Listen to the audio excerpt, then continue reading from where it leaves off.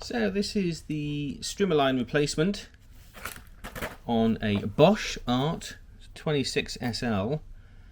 So there's that, and it's any other model numbers back here? Yeah, ART 26 SL.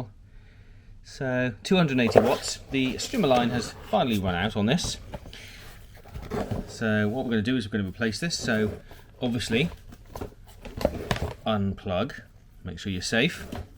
And then here's your reel here, and you'll probably find there's a hole just here and there's no line left because it's all been cut off by that blade just here, and it's unwound and disappeared. So there's a little tab here with arrows on it, same on the other side. So there's two of those, one here, one here. You need to put your fingers in, press them together, and then you can actually remove this inner lid.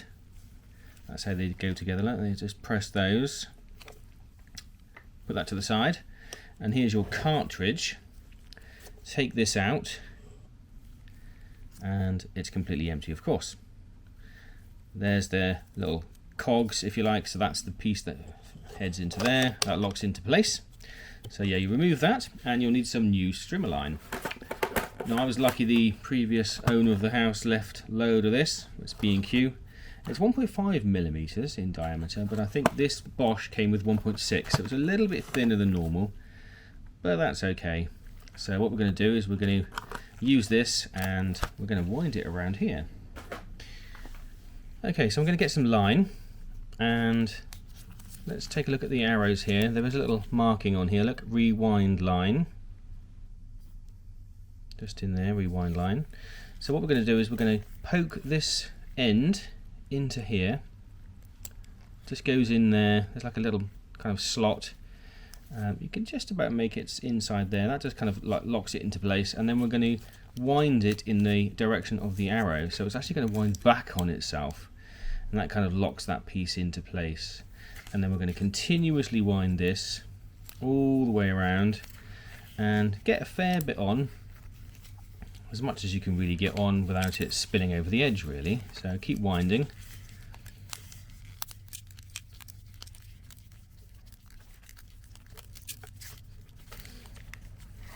And then when you kind of get towards, well, where it looks pretty full and it probably won't go anymore, what you'll need to do is you'll just need to cut the other end. So I'm going to use scissors to cut that. There we go, and I think that's probably going to be enough. Let's wind that all the way up, look. Yeah, that's definitely enough. Don't want to go above the reel. It's starting to get a bit tricky now. There we go, wind it through. And then once you've got that right up to the edge, notice your hole here. You're going to poke the free end bit into there, so it's like a little brass hole just in there. Poke that in, give it a little bit of length, and then you're going to push this reel back on. It's keyed so it only goes on in one way, and then once you've done that, you're going to line up your arrows and you're going to slot this back into place.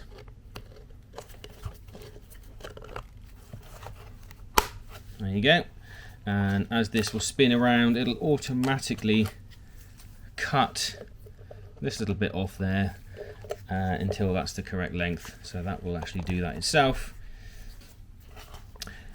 So that's pretty much how much you want, and the centrifugal force will actually spin and it'll stretch out and automatically cut against this blade, and then that is pretty much setting itself correct length. And that's all we need to do. So thanks for watching.